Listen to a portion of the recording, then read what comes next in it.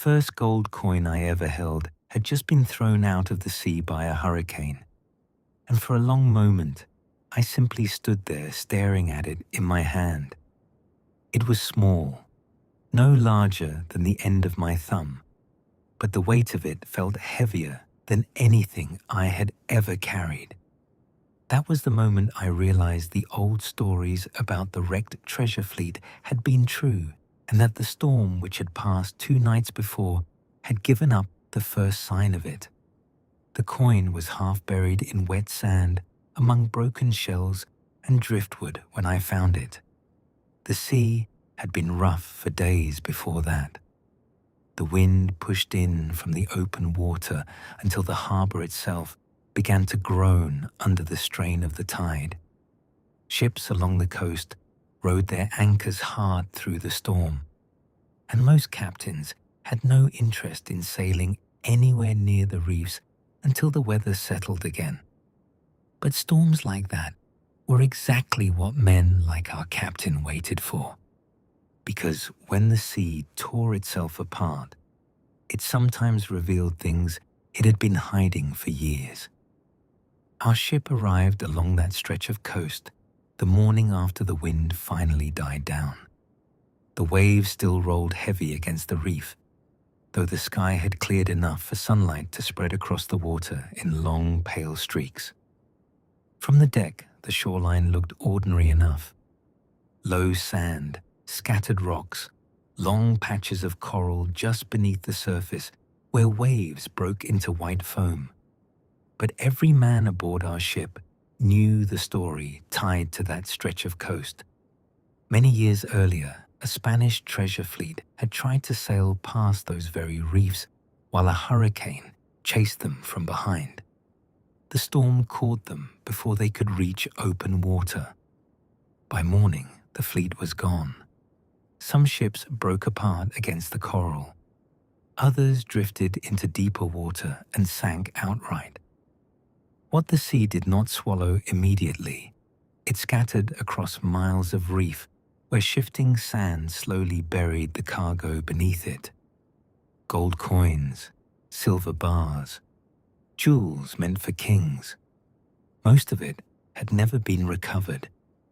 The storm that had passed earlier that week was the strongest the coast had seen in years, and when our captain heard about it, he wasted no time steering our ship toward the reefs.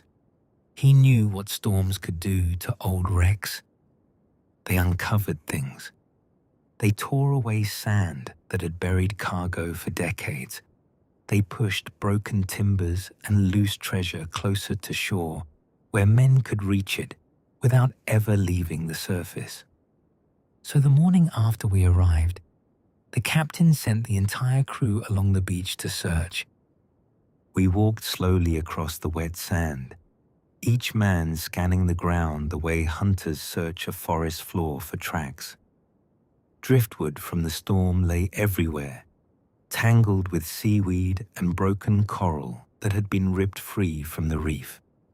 Most of it was nothing more than debris, but every now and then someone would call out and a small crowd would gather to inspect whatever had been found. A rusted nail from an old hull, a broken piece of iron hardware, once even a fragment of dark wood that might have come from a ship's beam long ago. Each discovery made the men a little more excited, because every sign meant the wrecks were close. I had wandered farther down the beach than most of the crew by the time I reached a stretch where the sand curved toward a shallow inlet. The tide had pulled back slightly there, leaving behind narrow pools of water trapped between stones. It was quiet enough that I could hear the waves striking the reef far out in the shallows. For a while, I found nothing. I kicked at the sand now and then, turning over shells and bits of coral the way I had seen the older sailors do. The storm had rearranged the shoreline in places, piling sand into long ridges where the water had pushed hardest during the night. I remember thinking the captain might have been wrong this time. Storms did not always uncover treasure. Sometimes they simply buried everything deeper. I was about to turn back toward the others when something caught the sunlight between two stones near the edge of a tide pool. At first, I thought it was just another shell. The color was wrong for coral, though, and when I knelt down, I could see a thin circle pressed halfway into the sand. I brushed the sand away with my fingers. The coin came free easily, as though the storm had placed it there only moments before. For several seconds, I simply knelt there staring at it. Even through the layer of salt and sand, the design was clear. A worn crest stamped into gold that had survived decades beneath the sea without losing its shine. I had heard sailors describe coins like that before, treasure fleet coins. When I finally stood up and turned back toward the beach, the rest of the crew had begun to notice that something had happened. One of them called out to ask what I had found. I did not answer right away. Instead, I held the coin up so the sunlight struck it. That was when the shouting started. Within moments, the entire crew had gathered around me while the captain studied the coin in silence. He turned it over once in his hand, then looked out toward the reef where the storm waves still rolled across the coral. He did not need to say what every man there was already thinking. If the sea had thrown one coin onto the beach, then somewhere beyond those reefs, the wrecks were still waiting. The captain held the coin between two fingers for a long moment, studying it the way a man studies something he has spent years hoping to see. Then he lifted his eyes toward the reef where the waves were still rolling over the coral ridges, and spoke in a calm voice that carried easily across the beach. "Spread out," he said. That was all it took to set the crew moving. The quiet stretch of shoreline quickly came alive as men fanned out in both directions, searching the sand with far more care than before. The storm had piled driftwood and seaweed into long, tangled ridges along the beach, and now every one of those ridges might hide something valuable beneath it. Broken coral, shells, and dark, wet sand covered most of the ground. But now we looked at every piece of it differently, because we had already seen the first coin. I walked farther down the shoreline with two of the older sailors from the crew, both men who had spent more years chasing treasure than most people spend doing honest work. One carried a long iron hook we used for dragging debris from shallow water, while the other simply walked slowly with his eyes fixed on the sand. For a while, none of us spoke, each man scanning the ground with the patience that comes from long days spent searching places where most people would see nothing at all. Finally, one of them laughed quietly. "Well," he said, "the sea's finally paying out." The words stayed with me as we continued along the beach, because most treasure hunts ended in disappointment. Men spent years chasing rumors that led nowhere, sailing from reef to reef only to return with empty hands and worn patience. But when the sea did decide to give something back, it rarely stopped with a single coin. It usually meant the wreck itself was close. We had not been searching more than half an hour when another shout rose from farther down the shoreline. A sailor from our crew was kneeling beside a dark patch of sand where the tide had washed away the top layer of debris during the night. By the time we reached him, he was holding a small piece of silver between his fingers, turning it slowly in the sunlight so the captain could see it clearly. It was not a coin, it was a fragment from a silver bar. The captain arrived moments later and examined it without speaking, rubbing the sand away from its rough edges before glancing back toward the reef. "That's cargo," he said quietly, and the tone in his voice told every man standing there exactly what that meant. The wreck was nearby. After that discovery, the crew grew restless in the way sailors always do when the first real sign of treasure appears. Some men moved into the shallow water along the reef where the waves rolled gently across the coral ridges. Others continued searching the beach where the storm had torn open long stretches of sand during the night. The sun climbed higher as the morning passed, and with it came more signs that we had found the right place. A bent iron spike from a ship's hull turned up near the tide line, followed by a strip of dark wood with peg holes still visible where it had once been fastened to a beam. Each discovery made the men move a little faster, their voices rising with the excitement that comes when a rumor begins turning into something real. Then just before midday, someone called out again from the reef. When we reached him, he was standing knee-deep in the water, pointing down between two coral ridges where something large rested beneath the surface. The water was clear enough that we could all see it once we looked in the right place. It was a cannon. The bronze barrel lay half buried in sand, tilted slightly where the storm currents had shifted it during the night. Even through the water, you could see faint engravings along the metal where the sea had polished the surface smooth over the years. Cannons did not travel alone. Where there was a gun, there had once been a ship. And where there had been a ship from a treasure fleet, there had almost certainly been cargo.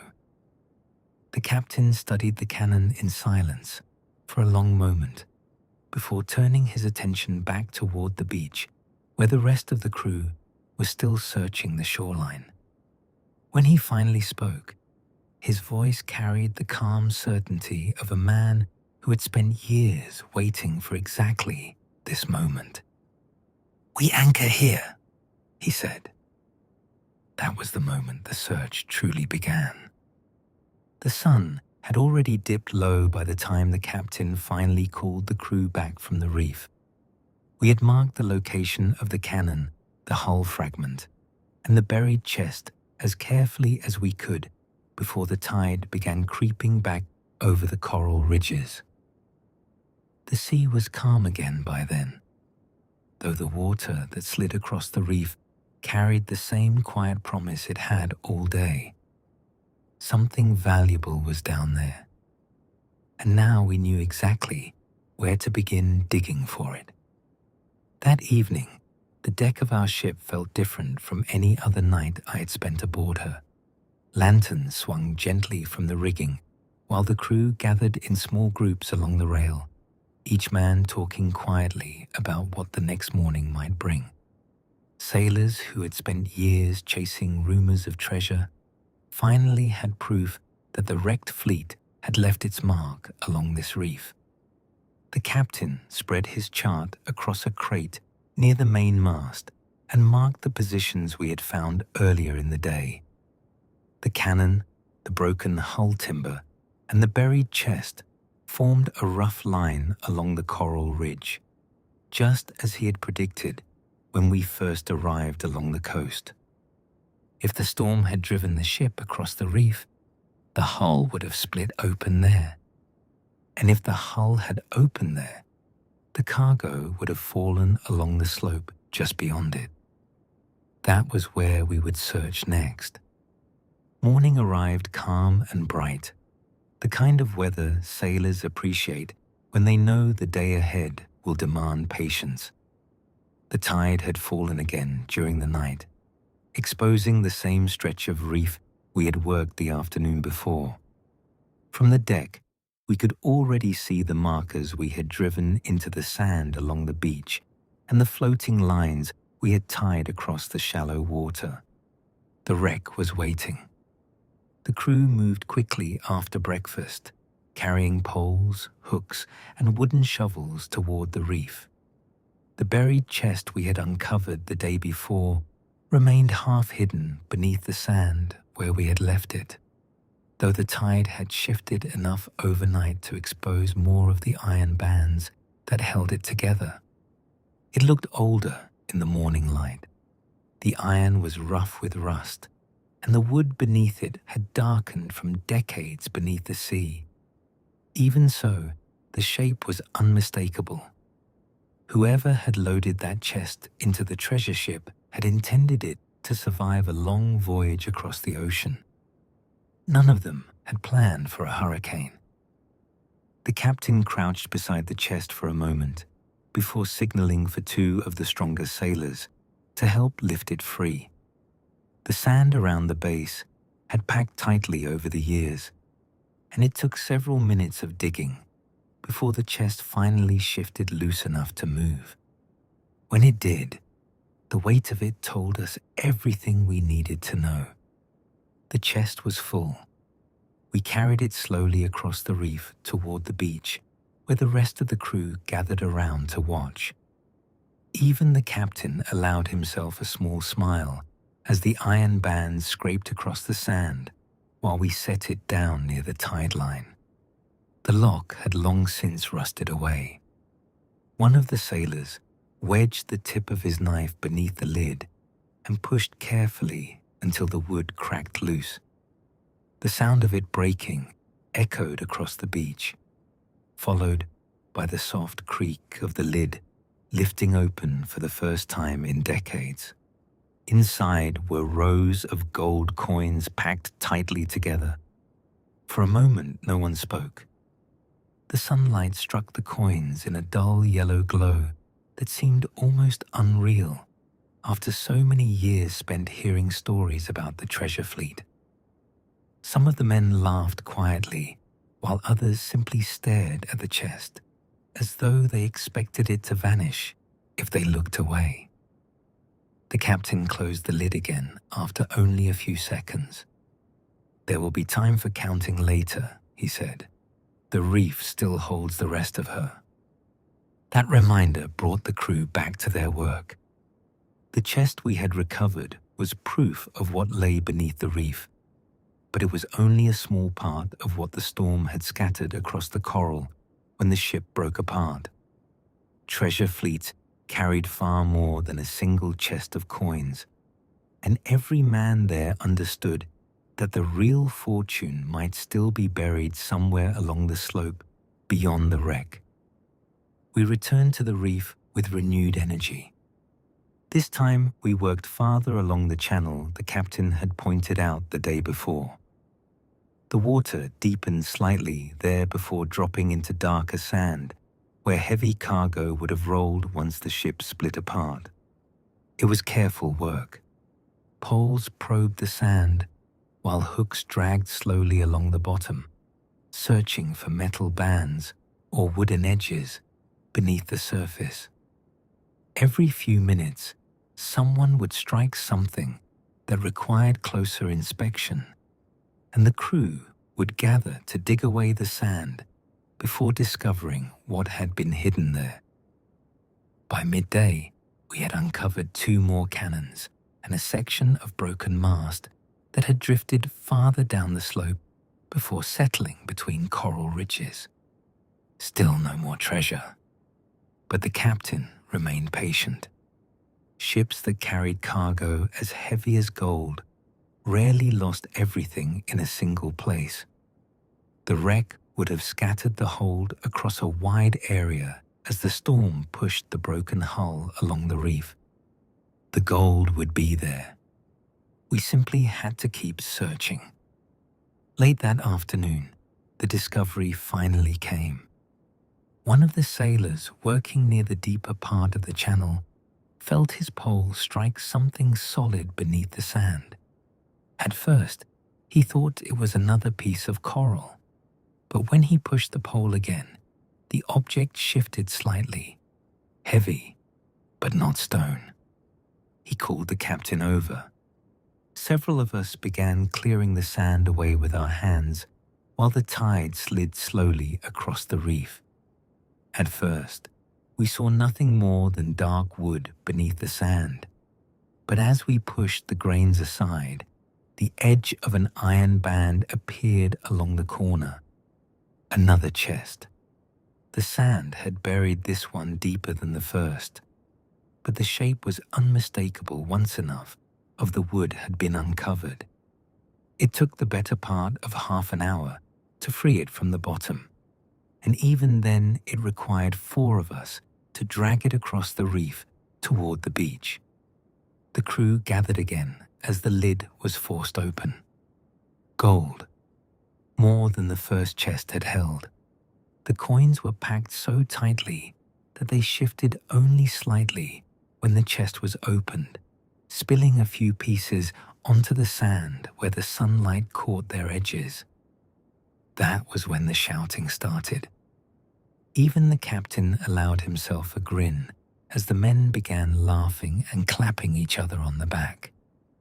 Years of chasing rumors had finally led us to a place where the sea was giving up its treasure faster than we could carry it ashore. But the captain did not allow the celebration to last long. "The reef still has more," he reminded us. And he was right, because by the time the sun began setting over the water that evening, we had already uncovered 3 more chests buried along the slope where the storm had scattered the cargo decades before. The treasure fleet had finally begun to return its gold, and we were standing in the middle of it. The 3rd chest came up just before sunset, and by then the crew had begun working with the quiet confidence that only comes when fortune has clearly turned in your favor. The reef no longer felt like a place where we were searching for treasure. It felt like a place where treasure had been waiting patiently for someone to arrive and collect it. By the time darkness settled over the water, 5 chests rested above the tide line. The captain ordered them moved aboard the ship once the lanterns were lit. Even though the coast was quiet and we had seen no other vessels along the horizon, men who spend their lives chasing treasure learn quickly that gold attracts company. Once word spreads, even the most remote shoreline can become crowded. So we worked quickly. The chests were hauled across the sand, lifted onto the ship, and lowered carefully into the hold where the captain could keep them locked away until the search was finished. Each one was heavier than the last, the iron bands groaning softly as they were set down among the cargo crates. Even then, the captain reminded us that the reef had not finished revealing its secrets. Treasure fleets carried more than gold coins. Silver bars, emeralds, trade goods, meant for royal treasuries. The ship that had broken across the reef might have carried wealth beyond what we had already recovered. But storms scatter cargo the way wind scatters leaves. Finding it would take time. The next several days passed in a rhythm that none of us will ever forget. Each morning, the tide fell low enough for us to return to the reef. The crew spread out across the coral ridges and shallow channels with poles and hooks, probing the sand where heavy objects had settled long ago. Some hours passed quietly, with nothing more than broken timber turning up beneath the sand. Other hours were far more rewarding. A silver bar appeared the second morning, half buried along the deeper slope where the wreck had first broken open. Later that same afternoon, we uncovered another cannon, followed by a scatter of coins trapped between two coral ridges where the tide had slowly pushed them over the years. Each discovery brought new excitement, not because the treasure itself was surprising anymore, but because every find told us more about how the ship had been destroyed. The storm had driven the vessel across the reef before splitting her hull open along the coral. Cargo had spilled across the slope, while the current carried lighter pieces farther along the channel. It was like reading the story of the wreck written across the seafloor. By the end of the fourth day, we had recovered more treasure than most crews would see in a lifetime. The hold of our ship had grown heavy with chests and bars, while smaller sacks of coins were stacked carefully between them. Still, the captain refused to rush. The reef had guarded the treasure for decades. It would keep it a little longer if necessary. On the fifth morning, I found myself walking along the beach again, while the rest of the crew worked the reef farther out in the shallows. The storm had shifted the shoreline once more during the night, leaving behind fresh ridges of sand and seaweed along the tide line. I had begun searching that stretch almost without thinking. After days of watching treasure appear from beneath the sand, it had become difficult to ignore the possibility that more might still lie hidden there. For a while, I found nothing but shells and broken coral. Then the sunlight caught something again. This time, it was not buried deeply at all. A thin edge of yellow metal rested between two small stones near a tide pool where the water had just begun to recede. Another coin. I picked it up slowly and turned it over in my hand, the same way I had done the first morning we arrived. Only this time, I did not feel surprised. I simply smiled. Because by then, we all understood something that sailors rarely experience during a treasure hunt. The stories had been right. The storm had truly scattered a fortune across that reef, and we had arrived at the exact moment the sea decided to give it back. When I walked back toward the ship with the coin in my hand, the captain was already watching the crew work along the coral ridge. He glanced at the coin briefly before nodding toward the reef again. "Plenty more where that came from," he said. And for once in a sailor's life, the promise of treasure was not just another story told along the docks. It was real. The reef had guarded the lost fleet for many years, but storms and time had finally opened it again. The sea had held the treasure long enough. Now it was our turn to take it.